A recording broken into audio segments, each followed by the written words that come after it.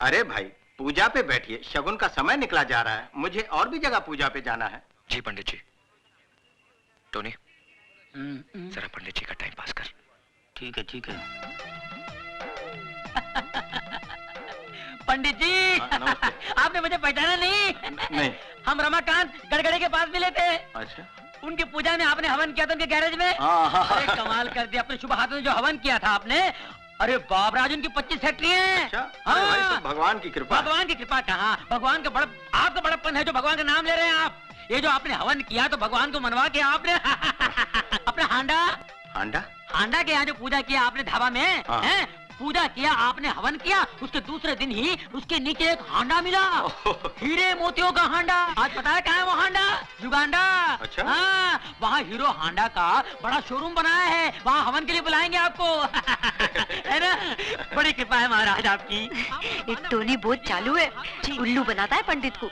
मैं तो कहता हूँ प्रभु पंडित जी, आप ऐसी कृपा यहाँ कर दीजिए, ऐसा हवन कर दीजिए कि हमारे जो गुरु हैं इनके 25-30 गैरेज हो जाएं। भाई भगवान की कृपा से सब ठीक हो जाए। अरे भगवान की तो कृपा है, पर पंडित जी क्या बात है, अरे आपके हाथों में तो शक्ति है, बड़े भाग्यवान हैं आप। ये देखिए 5 उंगलियां, ये 5 उंगली के बाद ये छठा जो बच्चा है, अरे रे रे रे, इसको जैसे क्रिकेट में बोलते हैं ये छठवा है, जैसे क्रिकेट में सिक्सर बोलते हैं, इसको हमारी भाषा में बोलते हैं दर्द सर। क्या? दर्द सर।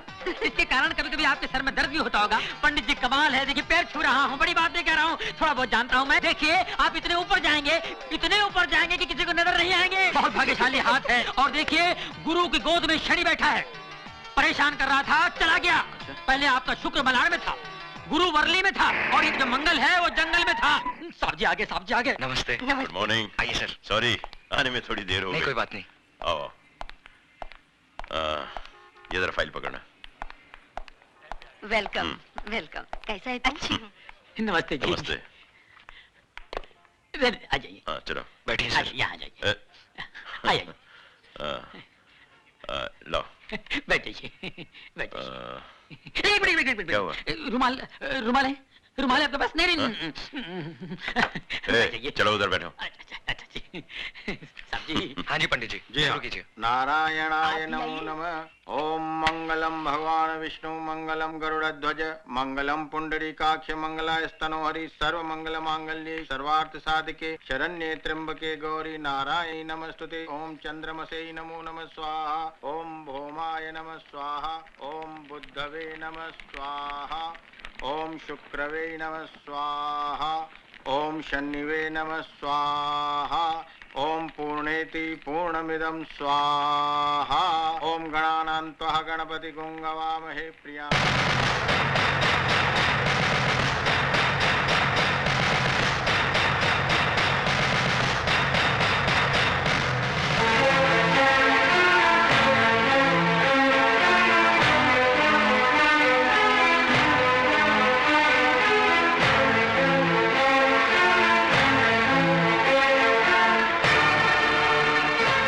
ये क्या कर दिया सर आपने? एक मुजरिम जो सच्चाई के रास्ते पर चल पड़ा है, उसका अतीत जला दिया है मैंने। अगर कोई इंसान बुराई का रास्ता छोड़कर सच्चाई के रास्ते पर चल पड़े तो क्या कानून उसे माफ कर सकता है? कानून से बड़ी अदालत आत्मा की होती है, और आत्मा का फैसला हर फैसले से बड़ा और अटल होता है। मैंने भी अपनी आत्मा की आवाज सुनकर ही यह फैसला किया है। भगवान करे तुम्हारा हर काम सफल हो, दिन दुगनी और रात चौगनी तरक्की करो, यही मेरी ईश्वर से प्रार्थना है।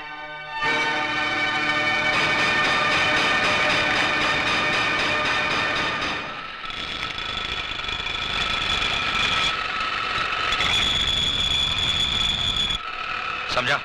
ले।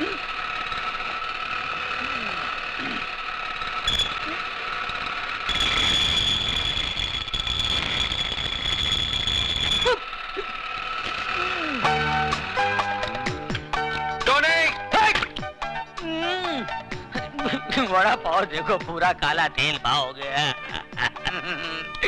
न खुद खाता है, न पीता है, न औरों को खाने देता है। क्या है?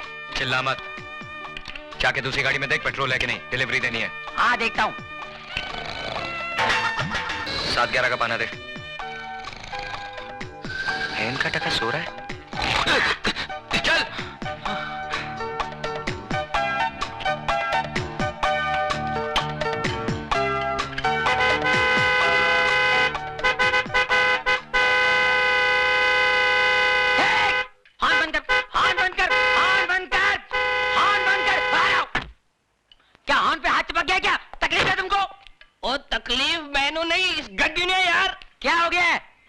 गया है? मैकेनिक मैं कि तू है?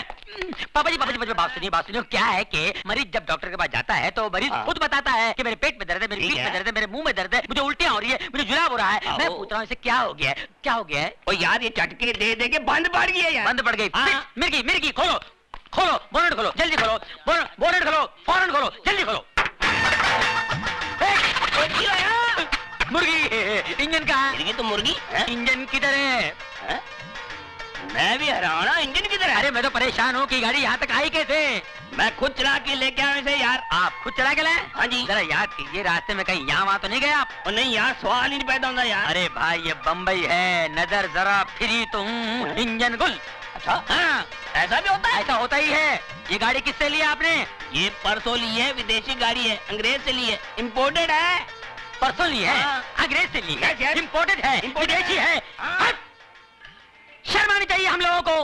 विदेशी गाड़ियां खरीदते हैं, हमारे यहाँ गाड़ियां नहीं बनती है। देश दिन ब दिन तरक्की किया जा रहा है और हम लोग पीछे पीछे इंपोर्टेड गाड़ियां। शर्म आनी चाहिए आपको। अंग्रेज से लिए है। अरे भगत सिंह जी अंग्रेजों को भगाते भगाते फांसी पे चढ़ गए। महात्मा गांधी जी, जवाहरलाल नेहरू जी, सुभाष चंद्र बोस जी हमेशा यही कहते आए हैं, देश के लिए जियो, देश के लिए मरो, देश ही सब कुछ है, देश के रहो, देश की खरीदो। मगर हम अंग्रेज पीछे रह गए हम लोग। जिसमें इंजन नहीं है वो इंपोर्टेड गाड़ी। अरे ये गाड़ी मेरी होती तो खंडर घाट पे ले जाता, ढकेल देता। तू ऐसी गाड़ी पर अंग्रेज बने हुए हैं, इंपोर्टेड गाड़ी। हट। ये मैं की कर बैठा, शर्म आनी चाहिए मैंने। तूने मेरी आंखें खोल दी, मैं पूरी गड्डी खोल जाऊंगा, गाड़ी खोल दूंगा। हैंडल लिया, इंपोर्टेड बोल हैंडल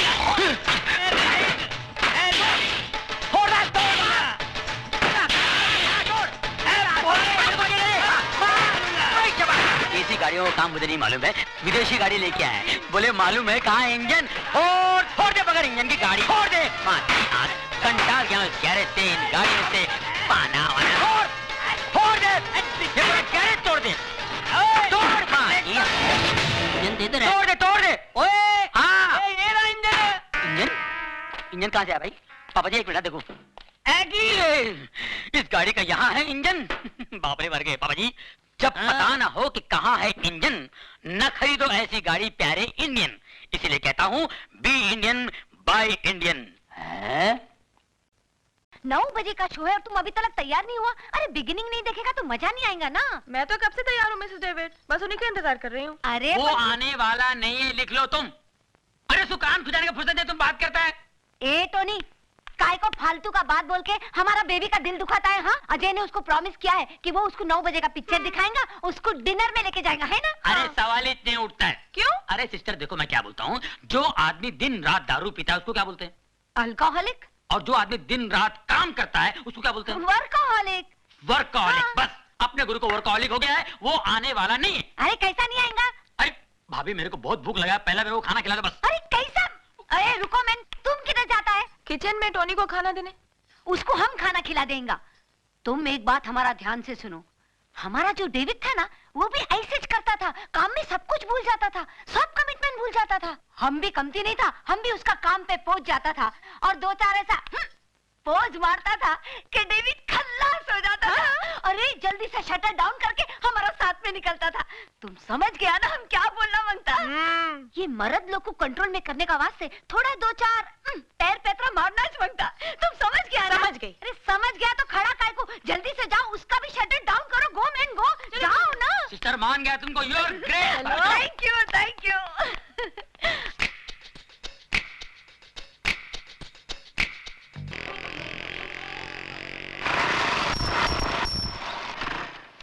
अरे अजय, तुमको मिलने का वास्ते कोई आया? हम ऊपर में बिठाया उसको, जरा देखो तो कौन है। अच्छा मिसेस डेविड। सुधा जी? हम उसके लिए चाय बिस्कुट बनाए, तुम लेके जाओ। अच्छा।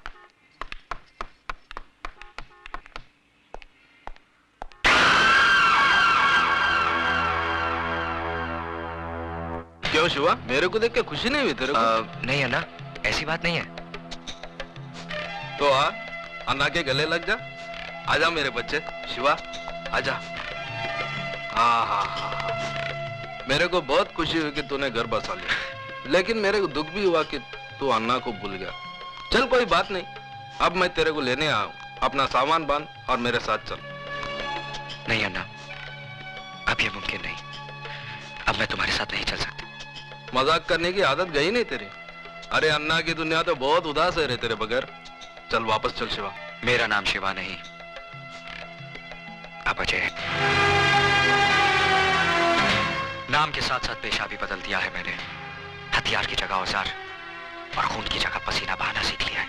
हाँ मेरे को मालूम है, इधर इस बस्ती में तूने एक गैरेज खोल रखा है, गाड़ी की रिपेयरिंग करता है तू। लेकिन अपन का लाइफ भी कोई गाड़ी का इंजन नहीं जो बिगड़ जाए तो रिपेयर हो जाए। चला तो चला, नहीं तो स्क्रैप। देखो अन्ना, मैं बहस नहीं करना चाहता। मैंने अपना फैसला सुना दिया है। मैं तुम्हारे साथ नहीं आ सकता। लेकिन मैं फिर भी समझा देता हूँ, अपन लोग की गाड़ी में रिवर्स गियर नहीं होता।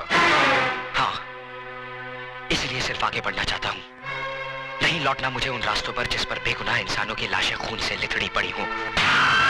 नहीं लेना उस हवा में सांस जिस हवा में बारूद का धुआं शामिल हो। अन्ना, मैं तुम्हारे हाथ जोड़ता हूँ, मुझे मजबूर मत करो। प्लीज चले जाओ यहाँ से। क्या बोला तू? मैं चले जाऊं यहाँ से? मेरे को बोला तू? मेरे को बोला? अरे तू जब रोता था ना तो तेरी रोने की आवाज नहीं निकलती थी तेरी हलक से। ऐसे मरेले हालत में कोई कचरे में फेंक के गया था तेरे को? मैं उठाया तेरे को, अन्ना उठा के पाला तेरे को। बच्चा जब बोलने लगता है उसके मुंह से पहला वर्ड अम्मा निकलता है, लेकिन तेरे मुंह से अन्ना निकला था। अन्ना निकला था, अन्ना। इतना प्यार दिया मैंने तेरे को और तू मेरे को बोलता मैं चले जाऊं यहाँ से? अरे 2 वक्त जोरू के हाथ का रोटी और 4 रात उसके साथ सोने को क्या मिल गया? अन्ना को भूल गया तू? अन्ना को? मैं जानता हूं अन्ना, मेरी जिंदगी का एक एक पल तुम्हारे एहसानों का कर्जदार है। यही कर्ज था जिसकी खातिर जो कुछ तुमने मुझसे कराया मैं करता चला आया। लेकिन अब मुझे जीने का मकसद मिल गया है। मैं जीना चाहता हूं अन्ना, एक नेक इंसान बनकर, अपनी खातिर, अपनी बीवी की खातिर। तो तू इसके लिए जीना चाहता है? याद कर शिवा, जिस आदमी के घर पे तूने पैसे भिजवाए थे वो कोई और नहीं, तेरे औरत का पहला मर्द था। अब तू जीना चाहे भी तो जी नहीं सकेगा, क्योंकि जिसके मांग में तूने सिंदूर भरा है ना, उसका मांग उजाड़ने वाला भी तू है। उसका पहला पति रवि मल्होत्रा का कातिल तू है। उसको विधवा बनाने वाला तू है, तू है, तू है।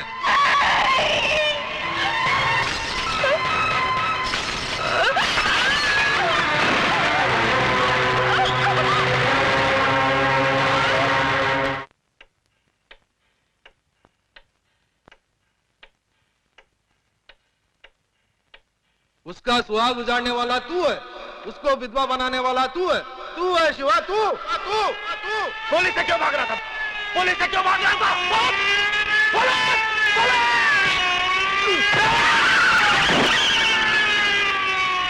मुबारक हो, आप बाप बनने वाले हैं।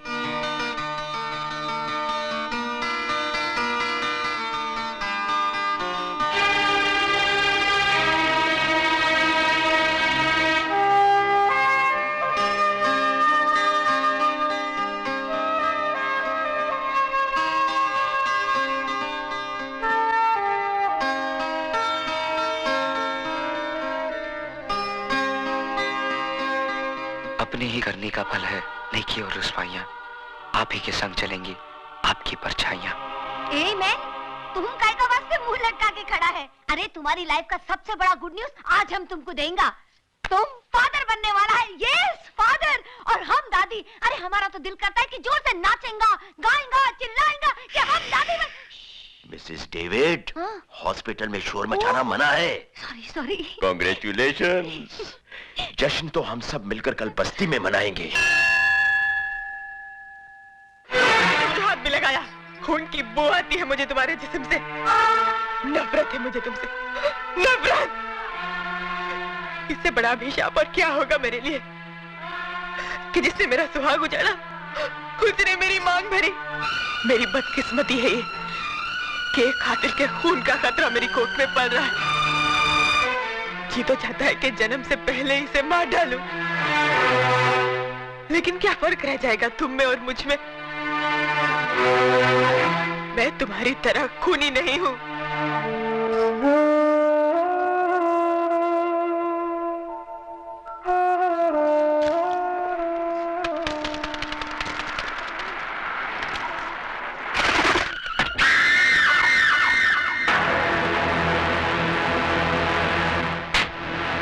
कैसी बुरी हालत बना ली रे तूने अपनी। बारूद का ढेर था, लेकिन अब किसी उजड़े मजार की अगरबत्ती लगता है। अरे जिसके वास्ते तू अपना सब कुछ छोड़ने के लिए तैयार है ना, वही तेरी शक्ल देखने के लिए तैयार नहीं है। चल वापस चल अपनी दुनिया में। देख, मैं तेरे को अपने साथ ले जाने के वास्ते कैसे कैसे महारथी अपने साथ लाया हूँ। देख। नहीं नहीं नहीं, ऐसी दुश्मनी की नजर से देखने का कोई फायदा नहीं, क्योंकि अब भवानी अन्ना से हाथ मिला चुका है, और जो अन्ना का दोस्त है वो भवानी का दोस्त है। और इस दोस्ती का सुझाव दिया है हमारे आदरणीय भजन सिंह जी ने। आप है राजनीति के बेताज बादशाह, सियासत की शतरंज कैरम बोर्ड की तरह खेलते हैं। दौलत और ताकत का स्ट्राइकर इनकी उंगलियों में है। जितनी देर में कैरम का एक बोर्ड फिनिश होता है, उससे भी कम वक्त में ये किसी भी पार्टी का तख्ता पलट सकते हैं। वो क्या है कि शक्ल से मैं उतना कमीना नहीं लगता हूँ जितना मैं हूँ। बहुत सोच समझकर राजनीति के इस धंधे में कदम रखा है मैंने। जानते हो क्यों? क्योंकि नेतागिरी ही एक ऐसा धंधा है जिसे शुरू करने के लिए ना फाइनेंस की जरूरत होती है ना क्वालिफिकेशन की। सिर्फ कोयल सी मीठी जुबान और लोमड़ी सा शातिर दिमाग चाहिए। दरअसल मैंने ही अन्ना को सुपारी दी थी उस सीएम को मारने के लिए, और तुमने भी कोई कसर नहीं छोड़ी थी उसे मारने के लिए। मगर साला किस्मत का धनी था बच गया, और मर गया वो जो तुम्हारी बीवी का पहला पति था। हमारे मुल्क में ऐसे लोगों की कमी नहीं है जो रुपए लेकर खून करते हैं। तुम्हारे पास आने की वजह है तो सिर्फ इतनी कि बंदूक चलाते वक्त तुम्हारी उंगलियां नहीं कांपती। 26 जनवरी को वही सीएम इस शहर में आ रहा है किसी सरकारी मीटिंग के सिलसिले में, और 28 जनवरी को वापस जा रहा है। यानी 48 घंटे हैं तुम्हारे पास अपना पिछला अधूरा काम पूरा करने के लिए। यह मत समझना कि तुम्हें पैसे नहीं मिलेंगे इस काम के। इतनी रकम मिलेगी, जिंदगी भर ऐश करोगे ऐश। ये मशीन गन दिखने में बहुत छोटी है, लेकिन इसकी गोलियां बहुत दूर तक जाती हैं बिना आवाज किए। उठा लो इसे, इसका गला बारूद उगलने के लिए मचल रहा है। सोच क्या रहा है शिवा? तेरा मनपसंद खिलौना तेरे सामने पड़ा है, उठा ले इसे। उठा ले शिवा, उठा ले।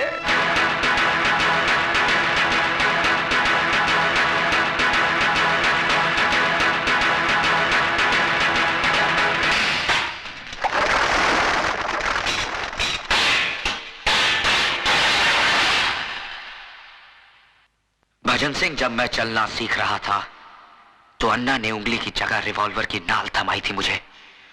बड़ी मुश्किल से अपने हाथों से बारूद की बदबू धोई है मैंने। मुझे दोबारा हथियार उठाने पर मजबूर मत करना, वरना कैरम बोर्ड तुम्हारे सामने होगा, लेकिन स्ट्राइकर चलाने के लिए तुम्हारी हथेली पर उंगलियां नहीं रहेंगी।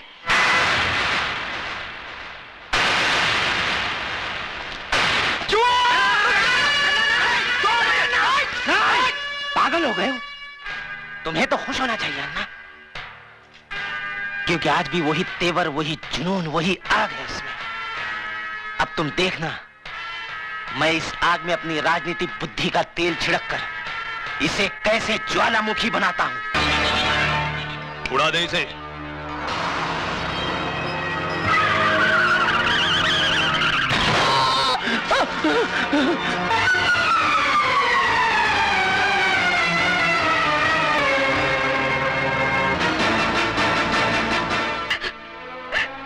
भाभी, ये सब कैसे हुआ? पता नहीं, ऑफिस से घर आ रहे थे, अचानक कार उड़ाकर चली गई। एक्सक्यूज मी, केस बहुत सीरियस है, हमें दूसरे अस्पताल से सर्जन को बुलाना होगा। आप 30-40 हजार रुपए जमा करवा दीजिए। 30-40 हजार रुपए? इतने रुपए कहाँ से आएंगे? आप फिक्र मत कीजिए, महेश भैया के इलाज के लिए मैं अपना कराच तक भेज दूंगा। साहब इसको मत तोड़िए साहब, ये हम गरीबों की रोजी रोटी है साहब। मैं आपके हाथ जोड़ता हूँ, पैर पड़ता हूँ साहब। तेरे को बोला ना बीच में नहीं आने का, नहीं तो तू भी भूखा हो जाएगा। चला नहीं यहाँ से। नहीं मिस्टर, खबरदार जो हमारे काम में दखल देने की कोशिश की तो मैं समझता हूँ। तुम्हारा ये गैरेज अनऑथोराइज्ड है और इसका डिमोलिशन ऑर्डर है हमारे पास। ये देखो। मगर साहब एक ड्राइवर, एक तोड़ दो, तोड़ दो, तोड़ दो, साहब। भाई कहता हूँ, तोड़ दो, हटो इधर से। मेहरबानी